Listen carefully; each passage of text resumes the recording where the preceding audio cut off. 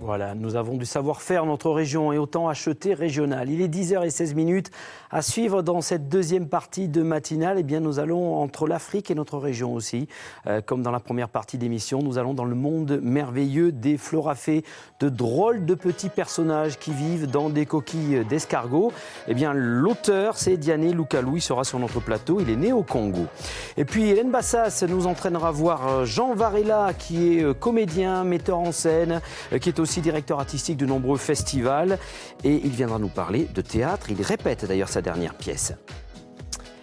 Mais d'abord, je vous le disais, nous allons dans le monde merveilleux des florafés, des drôles de petits bonhommes, des petits personnages. C'est une édition pour les enfants qui est faite par un artiste, un écrivain qui est né au Congo et qui est venu faire ses études en France. Il va nous en parler. C'est Diané Loukalou.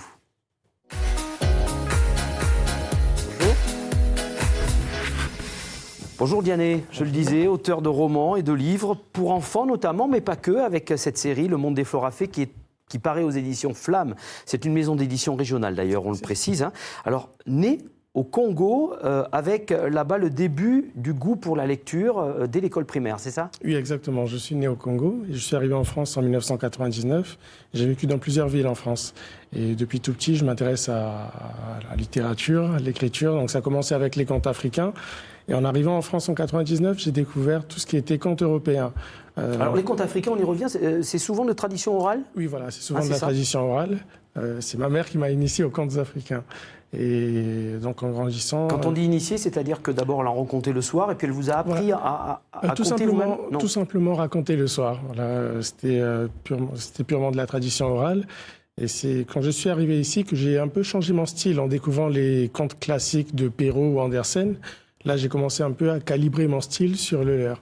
Qu'est-ce qui fait la différence entre des contes européens et des contes africains, par exemple? Est-ce que vous avez vu des différences notables dans la manière de raconter, la manière d'écrire, les personnages, les histoires? Alors, ce qui fait la particularité du conte africain, c'est qu'il est raconté de manière orale. Jusqu'à, je veux dire, le début des années 90, il n'y avait pas forcément de grosses éditions papier des contes qui se transmettaient de manière orale.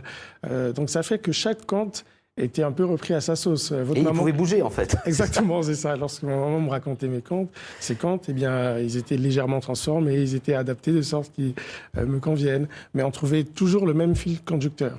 Alors, vous arrivez en France, étudiant à Montpellier en fac de lettres en 2009. Pour devenir quoi au départ? Eh bien, à la base, j'ai fait des études de langue étrangère appliquée pour être interprète. Mais à vrai dire, ça ne me plaisait pas vraiment. Je l'ai tout simplement fait pour suivre tout le monde. Et très vite, j'ai réalisé que je n'étais pas fait pour ça, que ma passion dans la vie, c'était l'écriture. Et par la suite, le dessin. Donc, j'ai tout simplement décidé d'interrompre mes études à quelques mois de la licence pour me consacrer à mes livres. Donc, au départ, vous écrivez en fait pas du tout pour les enfants, hein, vos premiers livres? Non. C'est surtout sur du numérique d'ailleurs, parution numérique, et pour les adultes plutôt. Exactement. Donc, dans un premier temps, j'ai lancé une série fantasy. Que j'avais imaginé en 1999-2000. Et donc, je l'ai publié en version numérique en 2015.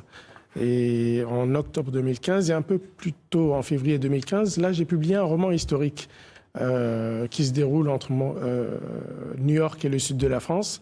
Donc, j'ai sorti ces deux livres en version numérique. Et par la suite, j'ai décidé de me consacrer aux livres pour enfants en version papier. Donc comme celui qu'on voit d'ailleurs, trois épisodes, 3 petits bouquins sur le monde des florafés. Qu'est-ce que c'est les florafés? Alors les florafés sont des petites créatures des fleurs qui vivent dans un monde enchanté.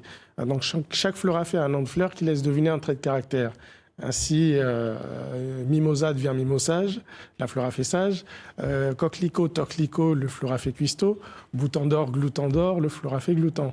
Et ainsi de suite. Donc pour chaque fleur, il y a un ou une florafée. Un personnage et un caractère. Exactement, un trait de caractère et des pouvoirs. Et alors qu'est-ce que vous voulez raconter, qu'est-ce que vous voulez faire passer aux enfants, aux jeunes lecteurs? Eh bien, à vrai dire, ma première passion, mon premier message à travers ces livres, c'est surtout de faire redécouvrir la nature aux enfants, leur faire redécouvrir les fleurs. Parce qu'on vit dans des mondes, dans des villes de plus en plus bétonnées, et on n'a plus forcément ce rapport assez privilégié avec la nature et les fleurs. Et je voulais tout simplement partager avec les enfants ma passion pour les fleurs. Et c'est pour ça qu'à la fin de chaque livre, vous avez une petite section, le saviez-vous, dans laquelle je raconte une petite anecdote sur une fleur. Donc on s'amuse, on se divertit, en même temps on apprend. Exactement. À la fin du livre. Donc trois petits bouquins pour l'instant. 3 petits bouquins. Projet à venir. Le prochain sortira en mars. En mars, voilà, d'accord, au printemps. C'est ça, oui. La saison des fleurs, quoi. Exactement.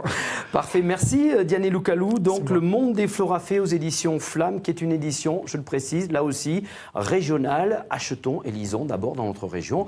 Merci d'être venu. Et pour finir, je dirais tout simplement que les livres sont disponibles à Sorms Polymôme, à Gilbert-Joseph et au magasin de jouets Pomme d'Api. Donc ça, c'est pour Montpellier. Voilà, pour le reste de la région, il y en a aussi sur Toulouse Non, je vais les étendre à d'autres villes. Il faut y aller, parce qu'on a 13 départements. Merci Diane. Exactement. Merci. Allez, on part maintenant retrouver